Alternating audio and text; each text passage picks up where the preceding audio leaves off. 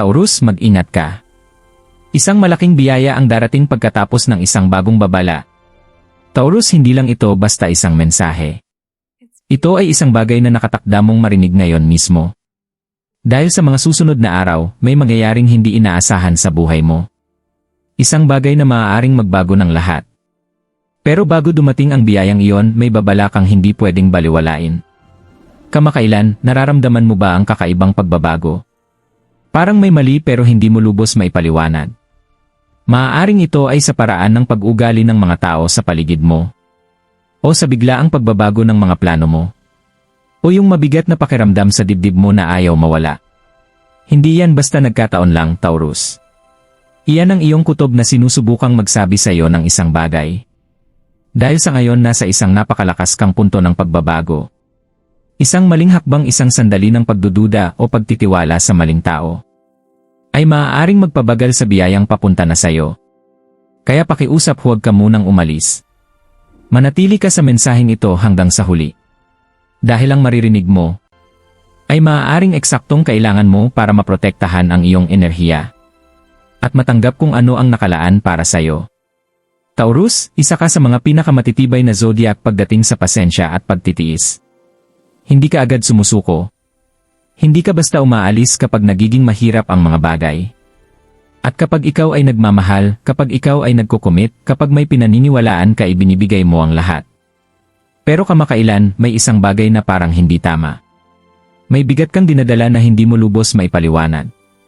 Sa panlabas, maaaring mukhang normal ang lahat, baka nga ay maayos pa. Pero sa kaloob-looban mo, marami kang kino-question. Ang landas mo. Ang mga desisyon mo. Pati na rin ang mga tao sa paligid mo. May mga pagkakataon na pakiramdam mo ay pagod ka na emosyonal, parang sobra ang binibigay mo pero kaunti lang ang bumabalik sa'yo. At ang pinakamahirap na bahagi, hindi mo ito laging sinasabi. Kinukulong mo lang sa loob. Nanatili kang matatag para sa iba. Pero sino ang nananatiling matatag para sa iyo, Taurus? Ang yugto na pinagdadaanan mo ngayon, hindi ito basta nangyari lang. Hindi ito simpleng masamang linggo o pansamantalang pakiramdam. Isa itong pagbabago. Isang napakahalagang pagbabago. Dahil unti-unting binabago ng universo ang mga bagay sa buhay mo. Inaalis ang mga hindi na para sa iyo. Lumilikha ng distansya sa pagitan mo at ng ilang tao. Isinasara ang mga pintuan na akala mo ay mananatiling bukas magpakailanman. At masakit ito. Nakakalito, minsan, pinaparamdam pa nito na nawawala ka. Pero ito ang kailangan mong maunawaan. Hindi lahat ng nawawala sa buhay mo ay pagkawala. Minsan ito ay proteksyon. Minsan ito ay paghahanda. Dahil kung nasaan ka ngayon ay hindi pa ang huling hantungan mo. Ikaw ay ginagabayan kahit hindi mo ito nararamdaman. At ang lahat ng nangyayari ay patungo sa isang mas magandang bagay. Pero bago mo marating ang biyayang iyon, kailangan mong maging mulat sa kung ano talaga ang nangyayari sa paligid mo. At higit sa lahat, sa loob mo. Taurus, habang mas lumalalim ka sa yugtong ito, maaaring napapansin mo na ang mga pattern na dati mong binabaliwala. Maliit na bagay sa simula. Mga banayad na pagbabago sa pag-ugali. Mga pag-uusap na parang may kakaiba. Enerhiyang hindi na komportable para sa'yo. At habang mas binibigyan mo ito ng pansin, mas nagiging malinaw ang lahat. May nagbabago. Hindi lang sa paligid mo kundi pati sa loob mo. Nag-evolve ka, Taurus. At kasama ng pagbabagong ito ay isang malalim na realization. Hindi lahat ay nakatakdang sumama sa iyo sa susunod mong yugto. Dito nagiging mahirap ang lahat. Dahil likas kang tapat. Kumakapit ka. Nagbibigay ka ng pagkakataon. Sinusubukan mong ayusin ang mga bagay kahit sira na ito. Pero ngayon, pinipilit kang makita ang katotohanan. May mga tao sa buhay mo na hindi natugma sa enerhiya mo. Mga taong dati mong itinuturing na tahanan. Ngayon ay nagdudulot ng pressure. Pagkalito. Emosyonal na pagkapagod. At sa kaibuturan mo, alam mo na kung sino sila. Iniiwasan mo lang itong harapin. Dahil hindi madali para sa iyo ang magbitaw. Lalo na kapag nag-invest ka na ng oras, pagmamahal at effort. Pero Taurus, ang pagkapit sa maling tao ay hahadlang sa tamang biyaya na papasok sa buhay mo. At dito nagsisimula ang emosyonal na laban. Isang bahagi mo ang gustong manatili. Ayusin ang lahat. Maniwala na babalik sa dati ang lahat. Pero may isa pang bahagi mo. Yung bahagi na lumalago. Na nagsasabi na panahon na para magbago ka ng direksyon. Protektahan ang iyong kapayapaan. Piliin ang sarili mo. At ang laban na ito sa loob mo. Nakakapagod. Mapapansin mo rin na parang hindi na kasing ayos ang daloy ng mga bagay tulad dati. Naantala ang mga plano. Hindi sigurado ang mga oportunidad. May sinisimulan ka pero hindi natutuloy ng maayos. At napapaisip ka, may mali ba akong ginagawa? Bakit parang walang gumagana? Pero paano kung hindi gumagana ang mga bagay dahil hindi na ito para sa'yo? Paano kung ang mga pagkaantala, ang mga pagtanggi, ang mga pagsasara ng pinto, ay ginagabayan ka lang sa ibang direksyon? Taurus, minsan hindi agad nagsasabi ng "yi" ang universo. Minsan sinasabi nito ay maghintay. Minsan sinasabi nito ay hindi ito. Dahil may mas magandang inihahanda para sa'yo. Pero para matanggap mo ang mas maganda na yon, kailangan mong pakawalan ang hindi na nakaayon sa'yo. At hindi lang ito tungkol sa mga tao. Pati sa mga nakasanayan. Sa mindset. Sa mga takot na matagal mo nang pinanghahawakan. Kamakailan, maaaring mas napapadalas ang pag-o-overthink mo. Paulit-ulit ang takbo ng isip mo. Binabalikan mo ang mga usapan. Iniisip mo ang pinakamasamang mangyayari. Pinagdududahan mo ang sarili mong desisyon. At ang inay na ito sa isip mo ay nagpapabigat sa lahat. Pero ito ang katotohanan, Taurus. Hindi lahat ng iniisip mo ay totoo. Hindi lahat ng takot ay babala. Ang iba sa mga ito ay refleksyon lang ng nakaraan mong sugat. Mga lumang insecurities. Mga bagay na hindi na dapat nagdidikta kung sino ka ngayon. At kahit ganoon, may kapangyarihan pa rin sila sa'yo. Pero kung hahayaan mo lang, ang yugtong ito ay may itinuturo sa'yo na napakahalaga. Itinuturo nito ang pagiging mulat. Pagiging mulat sa paligid mo. Sa emosyon mo. Sa enerhiya mo. Dahil kapag naging mulat ka na, hindi mo na kayang baliwalain ang mga bagay na mali. Mas nagiging malinaw ang lahat. Iba na ang pakiramdam mo. Iba ka na rin kumilos. At doon nagsisimula ang tunay na pagbabago. Pero ang pagbabago ay hindi komportable. Inaalis ka nito sa nakasanayan mo. Hinahamon nito ang bersyon mo na dati mong kinapitan kahit limitado ka na nito. At ngayon, inaanyayahan kang lumago higit pa doon. Magtiwala sa sarili mo. Makinig sa iyong kutob. Huwag nang magsettle sa mas mababa kaysa sa nararapat sa'yo. Dahil may mas malaki pang naghihintay para sa'yo. Pero hindi ito papasok sa buhay mo. Kung patuloy kang kumakapit sa mga bagay na dapat nang umalis. Kaya sandali lang, Taurus. Maging tapat ka sa sarili mo. Ano ang nagpapabigat sa'yo ngayon? Sino ang nakaka-drain sa'yo? Anong sitwasyon ang paulit-ulit pero walang pagbabago? Hindi ito mga pagkakataon lang. Ito ay mga senyales. Mga senyales na may kailangang baguhin. At kahit mahirap, kahit hindi sigurado, ikaw ay ginagabayan. Sa bawat hakbang, sa bawat emosyon, sa bawat realization, lahat ito ay bahagi ng iyong pagbabago. At ang pagbabagong ito ay dinadala ka sa isang makapangyarihang lugar. Isang lugar na hindi mo pa nararating. Pero bago ka makarating doon, kailangan mong daanan ang yugtong ito. Yugto ng kalinawan. Yugto ng pagbitaw.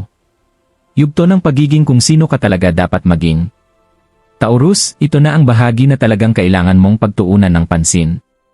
Dahil ang babala ay hindi lang tungkol sa kung ano ang nangyayari sa paligid mo, kundi tungkol sa mga bagay na maaaring hindi mo napapansin. Sa ngayon, mas lumalakas ang enerhiya mo. Mas nagiging focused. Mas nakaalin sa mas malaking layunin. At kapag nangyari yon, natural na may pagbabago.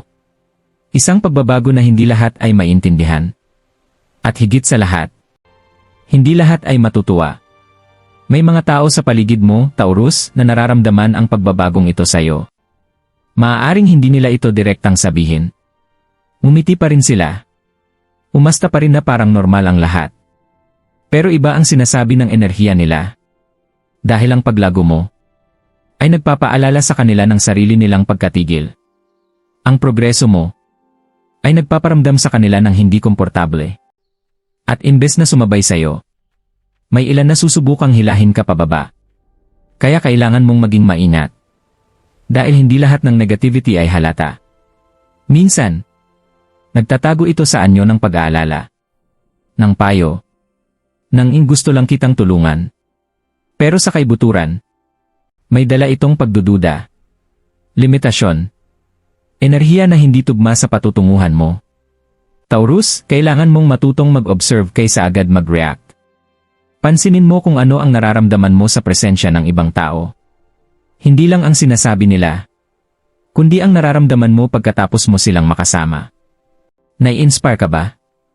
O napapagod? Nararamdaman mo bang sinusuportahan ka? O hinuhusgahan? Dahil ang emosyon mo ay nagbibigay ng senyales. Mga senyales na hindi mo na dapat baliwalain. At may isa pang mahalagang bagay. Pigilan mo na ang pagpapaliwanag sa lahat ng tao. Hindi lahat ay karapat-dapat na malaman ang iniisip mo, ang plano mo, o ang susunod mong hakbang. Habang mas nagsasalita ka, mas inilalantad mo ang enerhiya mo. At sa ngayon, kailangan mong protektahan ang enerhiya mo. Kumilos ka ng tahimik, Taurus. Hayaan mong ang resulta ang magsalita. Dahil ang paparating para sa'yo, hindi nangangailangan ng validation. Kailangan ito ng focus. Ngayon, pag-usapan naman natin ang mas malalim. Ang loob mo. Dahil habang nag-iingat ka sa iba, kailangan mo ring mag-ingat sa sarili mo. Sa mga iniisip mo. Sa mga nakasanayan mo. Sa mga reaksyon mo. Kamakailan may mga sandali ng pagdududa. Mga sandali na kinu-question mo ang halaga mo. Ikinukumpara mo ang sarili mo sa iba. Pakiramdam mo ay nahuhuli ka. At delikado ito. Dahil ang pagkukumpara ay isa sa pinakamabilis na paraan para mawala ka sa tamang direksyon. Taurus, ang journey mo ay hindi dapat maging katulad ng sa iba. Iba ang oras mo. Iba ang landas mo. At dahil hindi pa nangyayari ang mga bagay sa bilis na inaasahan mo, hindi ibig sabihin na hindi ito nangyayari. Sa katunayan, maraming nangyayari sa likod ng mga eksena. Mga oportunidad na inihahanda. Mga pintuang unti-unting nagbubukas. Mga sitwasyong umaayon sa'yo. Pero kung hahayaan mong manaig ang pagdududa, maaaring hindi mo ito mapansin. Maaaring umalis ka agad. Maaaring sumuko ka bago pa magbago ang lahat. At iyon ang pangalawang babala. Huwag mong hayaang sirain ng sarili mong isip ang progreso mo. Kontrolin mo ang isip mo bago ka nito kontrolin. Kapag nakakaramdam ka ng pagdududa, huminto ka sandali. Kapag nakakaramdam ka ng takot, humina ka. Kapag gusto mo ng sumuko, alalahanin mo kung gaano ka nakalayo ang narating mo. Dahil hindi ka umabot dito para lang tumigil. At Taurus, may isa pang mas malalim na bahagi. Ang mga nakasanayan mo. Ang maliliit na bagay na ginagawa mo araw-araw. Kung paano mo ginugugol ang oras mo. Kung paano mo tratuhin ang sarili mo. Dahil ang maliliit na aksyon na ito, ang bumubuo sa realidad mo. Kung pipiliin mo ang comfort kaysa growth, mananatili ka sa parehong lugar. Kung ipagpapaliban mo ang mga goals mo, ipagpapaliban mo rin ang biyaya mo. Kung babaliwalain mo ang mga bagay na kailangang baguhin, walang magbabago. Kaya tanungin mo ang sarili mo. Ang ginagawa mo ba araw-araw ay tugma sa buhay na gusto mo? O nakakapit ka pa rin sa mga pattern na nagpapatigil sa'yo? Ito ang oras para maging tapat sa sarili mo. Hindi harsh. Hindi mapanghusga. Kundi tapat lang. Dahil ang awareness ay nagdadala ng pagbabago. At ang pagbabago ay nagdadala ng paglago. Ngayon, bumalik tayo sa panlabas na mundo. Dahil may isa ka pang dapat maunawaan. Hindi lahat ng oportunidad ay para sa'yo. Tama ang narinig mo. May mga oportunidad na mukhang maganda. Pero distraction lang pala. Sa simula, mukhang exciting. Parang mabilis ang resulta. Pero sa huli, ililihis ka nito sa tunay mong landas. Kaya kailangan mong maghinay-hinay. Mag-isip bago kumilos. Hindi lahat ng kumikislap ay para sa'yo. Pumili ka ng maayos. Pumili ka ng naayon sa layunin mo. Pumili ka ng nagbibigay ng kapayapaan. Hindi lang panandali ang saya. At Taurus, isa pa. Mag-ingat ka sa pagtagas ng enerhiya mo. Overthinking. Sobrang pagbibigay. Sobrang pagpapaliwanag. Lahat ito ay nauwi sa pagkawala ng enerhiya. At sa ngayon, hindi mo kayang sayangin ang enerhiya mo sa mga bagay na walang halaga. Protektahan mo ito. Pahalagahan mo ito. Igalang mo ito. Dahil ang enerhiya mo, ang susi sa susunod mong antas. Lahat ng matatanggap mo, lahat ng paparating sa'yo, ay nakadepende sa kung paano mo pinangangasiwaan ang sarili mo sa yugtong ito. Kaya manatiling focused. Maging mulat. Manatiling grounded. Dahil hindi ito basta random na sandali sa buhay mo. Ito ay paghahanda. Paghahanda para sa mas malaking bagay. Isang bagay na mangangailangan ng mas matibay na bersyon mo. At ikaw ay nagiging bersyong iyon. Ngayon mismo. At ngayon, Taurus, ito na ang sandali kung saan magsisimulang magkalinaw ang lahat. Lahat ng kalituhan na nararamdaman mo. Lahat ng mga pagkaantala. Lahat ng emosyonal na pagtaas at pagbaba. Hindi iyon para sirain ka. Nandyan ang mga iyon para ihanda ka. Dahil sa mismong oras na pakiramdam mo ay nasa hangganan ka na. Sa mismong oras na kinu-question mo ang lahat. Doon nagsisimula ang pagbabago. Doon nagsisimulang lumapit ang biyaya mo. Taurus, may isang makapangyarihang bagay na papasok sa buhay mo. Isang bagay na magpapabalik tanaw sa iyo sa yugtong ito at maintindihan mo na sa wakas. Kung bakit hindi nangyari ang mga bagay ayon sa gusto mo. Kung bakit may mga taong kailangang umalis. Kung bakit may mga pintuang kailangang magsara. Dahil ang paparating ay mas malaki kaysa sa mga bagay na kinakapitan mo. Maaaring ito na ang oportunidad na hinihintay mo. Ang breakthrough na ipinagdasal mo. Ang kapayapaang hinahanap mo. O kaya ay isang bagong simula na magbabago sa direksyon ng buhay mo. Pero ito ang katotohanan. Ang biyayang ito ay hindi basta dumarating. May kaakibat itong kondisyon. Kailangan mong maging handa. Hindi lang excited. Kundi handa. Handang pakawalan ang mga bagay na hindi na nagsisilbi sa'yo. Handang yakapin ang bagong bersyon ng sarili mo. Handang tigilan ang pagdududa sa sarili mong halaga. Dahil ang universo ay nakatingin sa iyo ngayon, Taurus. Pinagmamasdan kung paano mo hinaharap ang pressure. Kung paano ka tumutugon sa mga pagsubok. Kung pipiliin mo ba ang takot o ang paglago. At ito ang turning point mo. Maaari kang bumalik sa mga bagay na pamilyar. Sa mga bagay na komportable pero naglilimita sa iyo. O maaari kang humakbang pasulong. Patungo sa isang bagay na hindi mo pa alam pero makapangyarihan. At nakakatakot ito. Laging ganoon ang pagbabago. Pero ang manatili sa pareho, mas malaki ang magiging kapalit. Dahil sa kaibuturan mo, alam mo na para ka sa masigit pa. Nararamdaman mo ito. Ang tahimik na boses sa loob mo. Na patuloy kang sinasabihan na huwag magsettle. Na patuloy kang itinutulak na magpatuloy. Hindi mali ang boses na yon. Ginagabayan ka nito. Kaya pagkatiwalaan mo ito. Pagkatiwalaan mo ang sarili mo. Dahil kapag nagdesisyon ka ng tuluyang yakapin ang kapangyarihan mo, magsisimulang mag-align ang lahat. Darating ang tamang mga tao. Mahahanap ka ng tamang mga oportunidad. Magiging malinaw ang tamang landas. At bigla na lang, lahat ng pinagdaanan mong hirap, magiging sulit. Dahil hindi ito ang katapusan ng kwento mo, Taurus. Ito ang simula ng mas malaking bagay. Isang bagay na hindi mo pa nararanasan. At mas malapit na ito kaysa sa iniisip mo. Taurus, kung may isang bagay kang dapat makuha mula sa mensaheng ito yon. Lahat ng nangyayari sa buhay mo ngayon ay may dahilan. Kahit ang kalituhan. Kahit ang sakit. Kahit ang mga sandaling pakiramdam mo ay nawawala ka o hindi sigurado. Walang kahit ano rito ang walang saysay. Hindi ka pinaparusahan. Ikaw ay inihahanda. Inihahanda para sa isang buhay na nangangailangan ng mas matibay, mas matalino, at mas mulat na bersyon ng sarili mo. At ang totoo, unti-unti kang nagiging taong iyon. Hakbang-hakbang. Pero ang paglago ay nangangailangan ng katapatan. Kailangan mong maging tapat sa kung ano ang hindi na gumagana. Tapat sa kung sino ang hindi na nakaayon sa'yo. At higit sa lahat, tapat sa sarili mo, sa mga takot mo, sa mga nakasanayan mo, sa mga pagdududa mo.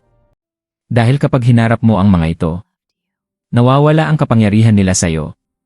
Taurus, hindi mo kailangang malaman ang lahat ngayon. Hindi mo kailangang madaliin ang journey mo. Ang kailangan mo ay magtiwala rito. Magtiwala na ang para sa'yo ay hindi kalalagpasan. Magtiwala na ang mga delay ay hindi pagtanggi. At magtiwala na bawat hakbang na ginagawa mo ay may patutunguhang mahalaga. Protektahan mo ang kapayapaan mo. Protektahan mo ang enerhiya mo. At tigilan mo na ang pagbibigay ng oras at atensyon sa mga bagay na nakakapagod sa'yo. Dahil mahalaga ang enerhiya mo. At kung saan mo ito inilalagay, doon tumutubo ang mga bagay sa buhay mo. Pumili ka ng maayos. Piliin mo ang paglago. Piliin mo ang sarili mo. Dahil sa huli, ang pinakamahalagang relasyon na magkakaroon ka ay ang relasyon mo sa sarili mo. At kapag pinatatag mo yon, lahat ng iba pa ay kusang mag-aayos. Paparating na ang biyaya mo, Taurus. Pero hindi lang ito tungkol sa pagtanggap nito, kundi sa pagiging handa mo para rito. Taurus, kung may isang katotohanan kang dapat panghawakan ngayon, ito yon. Hindi ka nawawala, ikaw ay nare-redirect. Bawat delay, bawat pagkadismaya, bawat sandali ng kalituhan, lahat ng ito ay may mas malalim na dahilan.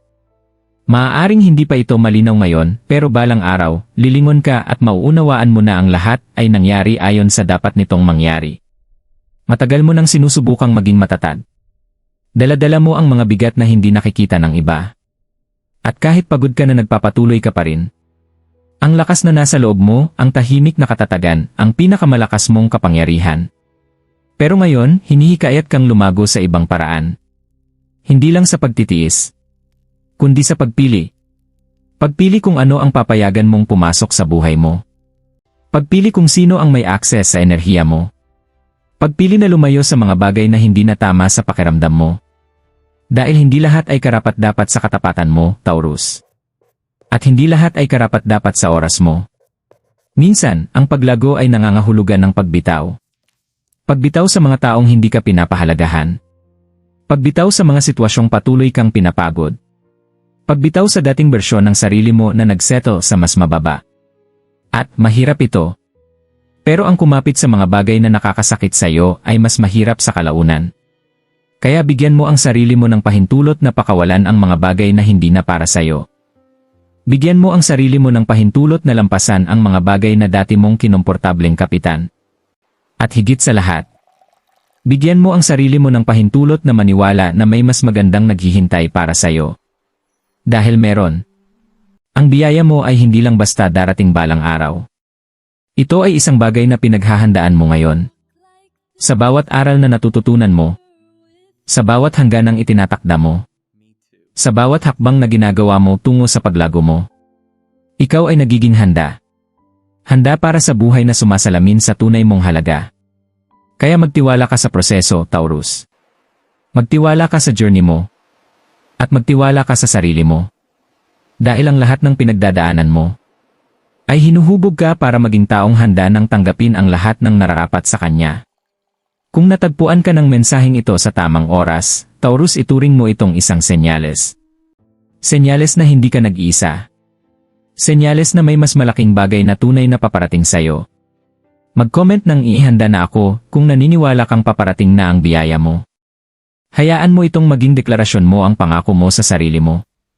At kung nakaantig ang mensaheng ito sa puso mo, huwag mong kalimutang i-like ang video na ito at ibahagi ito sa isang taong kailangan ding marinig ito.